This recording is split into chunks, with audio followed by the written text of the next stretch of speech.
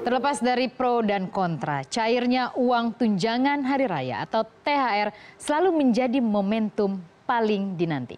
Harap-harap cemas menunggu uang THR menjadi tren bagi seluruh pekerja di tanah air hari ini.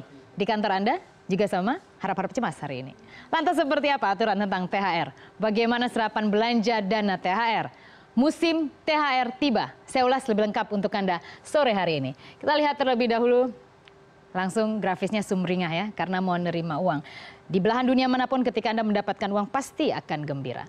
Ini adalah aturan dasar, kita akan bahas terlebih dahulu. Ini merupakan salah satu turunan dari Undang-Undang Nomor 13 Tahun 2003. Dan tampaknya turunannya adalah Permenaker Nomor 6 Tahun 2016. Sebelumnya, sebelum ditandatangani peraturan ini, kita lihat bahwa yang mendapatkan tunjangan hari raya THR hanya berdasarkan masa kerja. Artinya yang sudah bekerja 12 bulan ataupun 1 tahun. Tapi dalam Permenaker Nomor 6 Tahun 2016 diperbarui. Jadi bagi Anda yang baru bekerja baru 1 bulan, 2 bulan, atau paling tidak kurang dari 12 bulan atau kurang dari 1 tahun, jangan khawatir, Anda tetap berhak mendapatkan THR meskipun berdasarkan aturan minimal 1 bulan Anda sudah bekerja. Lalu Anda mendapatkan THR proporsional. THR proporsional nanti akan lebih detail, kita bisa menghitung bersama berapa yang kira-kira akan Anda dapatkan. Namun apabila Anda sudah bekerja selama 12 bulan ataupun 1 tahun, maka Anda berhak mendapatkan THR 1 bulan upah. Jadi kalau belum Anda 12 bulan, berdasarkan aturan sih tidak bisa. Tapi kalau Anda bisa bernegosiasi dengan bos Anda, oke lah kasihlah ya 1 bulan gaji, yaitu menjadi approachment yang lain, menjadi sebuah pendekatan lain. Tapi berdasarkan aturan, harusnya Anda mendapatkan THR yang proporsional. Dan memang kesepakatan antara pekerja dan perusahaan dalam hal ini juga tidak lepas. Jadi ada kesepakatan bersama, namun ini menjadi salah satu acuan nasional ketika kita berbicara mengenai uang THR ataupun tunjangan hari raya. Kita lihat tadi Hanif Dahiri begitu semangat memberikan THR. Lalu kita lihat bagaimana menghitung nilai THR. Apabila masa kerja Anda tadi misalnya baru 1 bulan, maka Anda bisa, jadi rumusnya atau formulanya adalah masa kerja dikali dengan upah Anda 1 bulan, nanti dibagi dengan 12 bulan. Jadi 12 bulan itu adalah referensi dari 1 tahun. Jadi itu merupakan pembagi. Jadi ketika Anda baru bekerja 1 bulan, Anda bisa menjadikan ini sebagai salah satu variabel. Anda kalikan dengan upah Anda 1 bulan, misalnya upah Anda adalah 1 juta, maka Anda bagikan ke 12, artinya Anda hanya mendapatkan sekitar 100.000 rupiah. Jadi begitu seterusnya. Berapa lama Anda sudah bekerja ini Anda kalikan, kemudian Anda masukkan upah Anda 1 bulan, kemudian Anda bagikan pembaginya dengan 12. Jadi 12 ini menjadi referensi dari 1 tahun, menjadi pembagi utama. Jadi begitu seterusnya ketika Anda sudah 1 bulan, 2 bulan, 3 bulan, selanjutnya sampai misalnya 10 bulan atau 11 bulan. Dan ini menjadi salah satu formulasi sehingga kita bisa menghitung bersama. Hati-hati kalau kurang, langsung ditanyakan pada HRD-nya, kok kurang gitu. Ya, oke. Selanjutnya kita lihat bagaimana aturannya mengenai waktu pemberian THR maksimal. Ini pasti paling ramai dibicarakan. Kapan sih di kantor semuanya pasti udah cair belum gitu. Dan ini merupakan salah satu aturan dasar.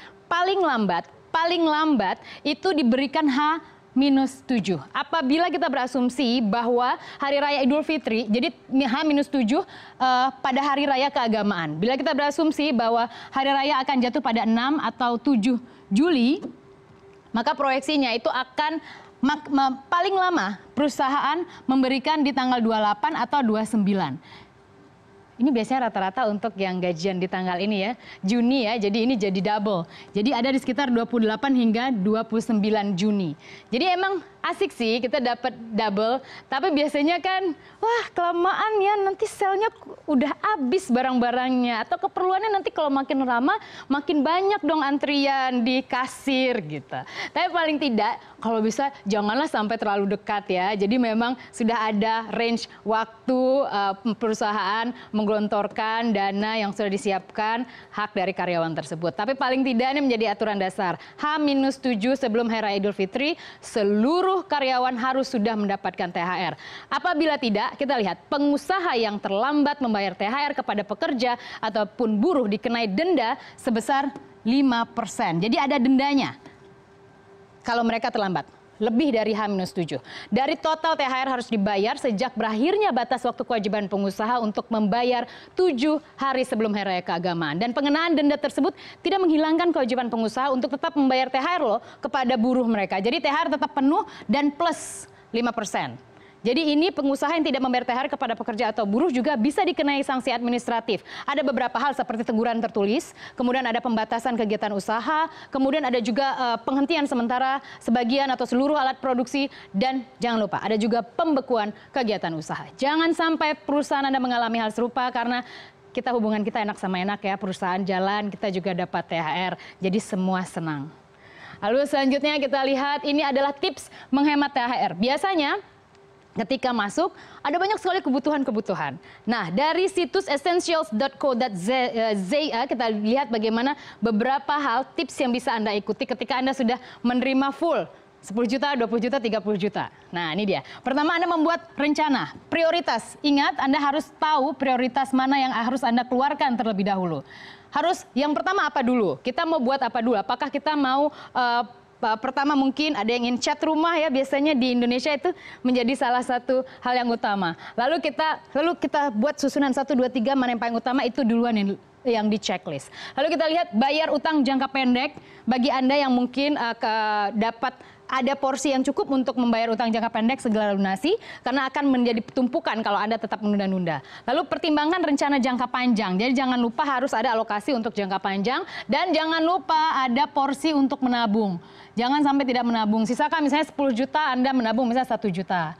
Dan ada lagi untuk kebutuhan darurat. Jadi harus ada. Alokasikan lagi misalnya berapa persen, 10% dari total THR yang Anda terima. Dan jangan lupa beli hal yang Anda inginkan. Iya dong, kapan lagi? Udah dapat THR, masa hal yang kita impi-impikan sejak lama nggak bisa. Kita harus beli hal yang kita inginkan.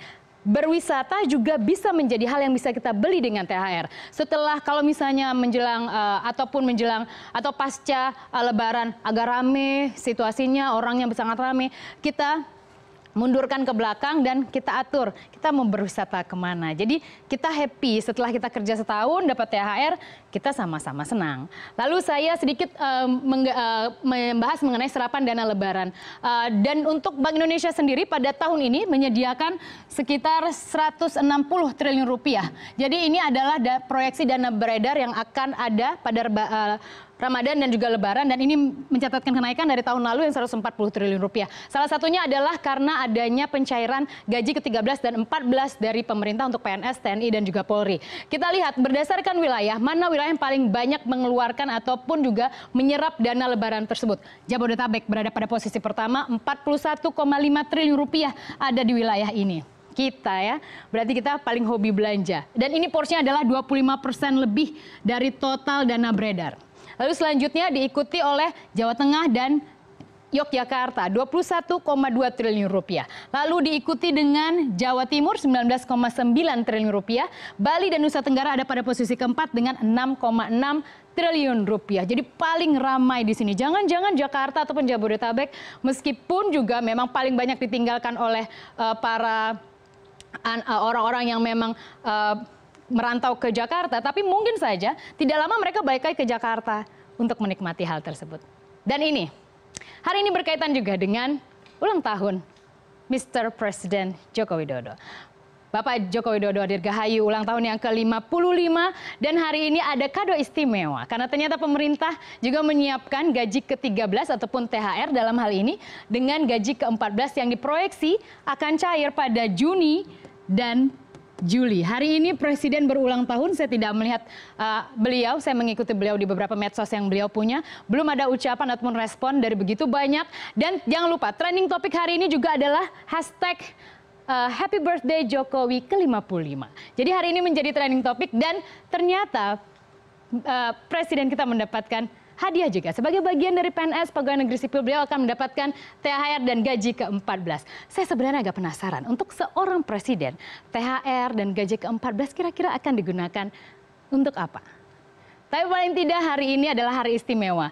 Baik untuk Presiden Joko Widodo, tapi juga untuk kita semua. Karena kita sebentar lagi mungkin akan mendapatkan tunjangan hari raya ataupun THR. Hati-hati tipsnya, tadi jangan sampai kebablasan, apalagi perempuan ya, seperti saya suka kebablasan biasanya kalau belanja. Tapi paling tidak ada sebuah filosofi profesionalisme dalam THR. Meskipun Indonesia menjadi satu-satunya negara yang memberikan THR, tapi paling tidak setelah kita mendapatkan THR, kita harus tunjukkan bahwa kita adalah seorang profesional.